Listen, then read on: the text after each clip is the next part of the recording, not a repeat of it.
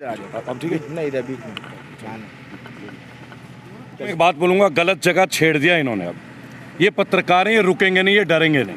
ये पत्रकारिता है। बोला गया है कि प्रजातंत्र का चौथा स्तंभ है, ये हम इनको दिखाएंगे अब अच्छे से। ये वही बाबा रामदेव थे जिन्होंने बोला था आपको कौन सी सरकार चाहिए, 80 रुपये पेट्रोल वाली या 40 रुपये वाली। इन्होंने वोट दिलवाई थी। और अब जब पेट्रोल 100 के पार है तो ये धमका रहे हमारे युवा पत्र। लेकिन वो युवा पत्रकार को सैल्यूट, हमारे भाई को जो करनाल में जिन्होंने बोला कि आपने बोला था, आपने बोला था। उन्होंने निरंतर ये बात करी। अब दिल्ली तो आइए, हम जैसे पत्रकारों से मिलिए ना एक बार, हम बताएंगे ना कि पूछ पाड़ना क्या होता है क्या नहीं होता है, हम बताएंगे आपको।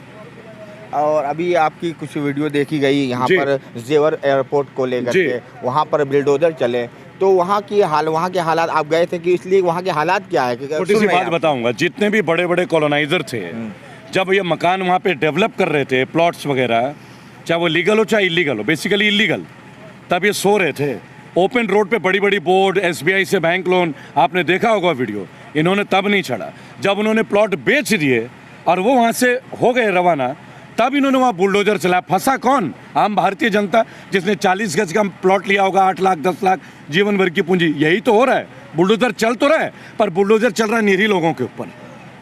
क्या 3 साल की इनकी सरकार नहीं थी? क्या SDM नहीं थे वहाँ पे? क्या यमुना प्राधिकरण के लोग नहीं थे? सब थे, लेकिन इनको एक्शन लेना नहीं था।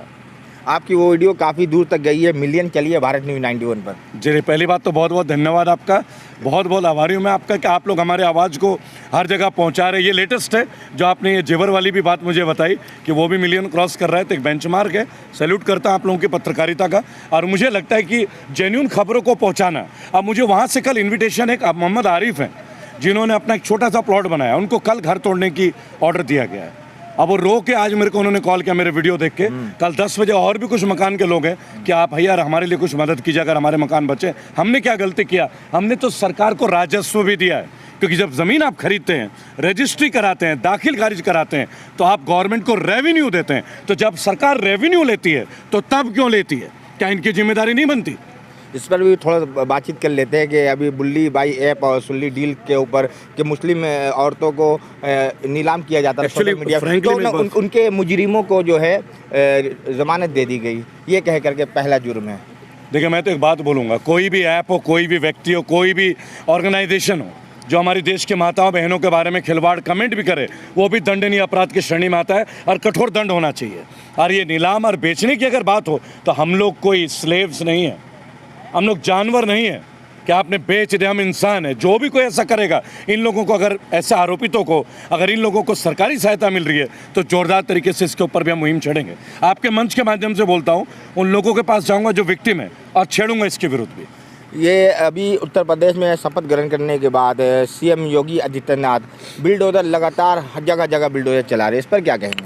बुलडोजर को तो मैंने कल लाइव दिखाया कि टूटे हुए आशियाने गरीब लोगों के प्लॉटों पे तो आपने बुलडोजर चला दिया, और जब ये आशियाने बन रहे थे तब आपने आंखें मूंद रखी थी। ये काहे का बुलडोजर है? ये तो गरीब का शोषण है। ये तो गरीबों पे शोषण हो रहा है। मोहल्ला बस जाता है, फिर आप मोहल्ले को उजाड़ते हो। बसने से पहले सख्त कदम क्यों नहीं उठाते? क्या कानून का दायरा ये नहीं कहता? आपका एक पोस्ट देखा था मैंने क्रिमिनल अमेंडमेंट बिल को लेकर, जी, उस पर क्या कहेंगे? देखिए, अब ये कह रहे हैं कि अगर पुलिस और जेल के अधिकारी चाहे तो आपका urine sample, blood sample, DNA और आई रेटिना टेस्ट ले सकते हैं। ये किन के लिए जाते हैं? जो अपराधी हों, जिन पर आरोप साबित हो। इससे पहले तो नहीं ले सकते थे।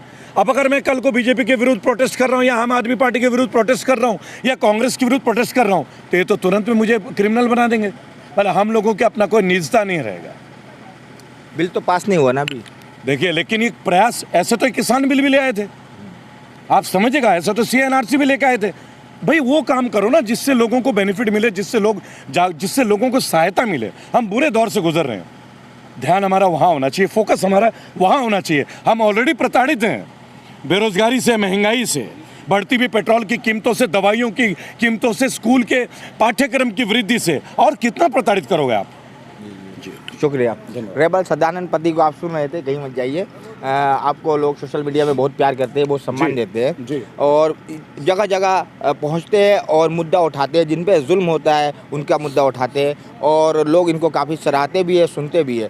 भारत न्यूज़ 91 आप लोग बेहतरीन काम कर रहे हैं, पहली बात। और किसी भी चीज़ से डरिएगा नहीं, दबिएगा नहीं।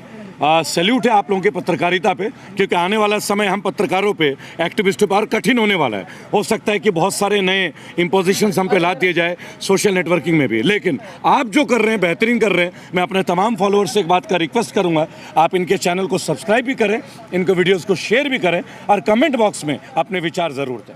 बहुत शुक्रिया, बहुत शुक्रिया।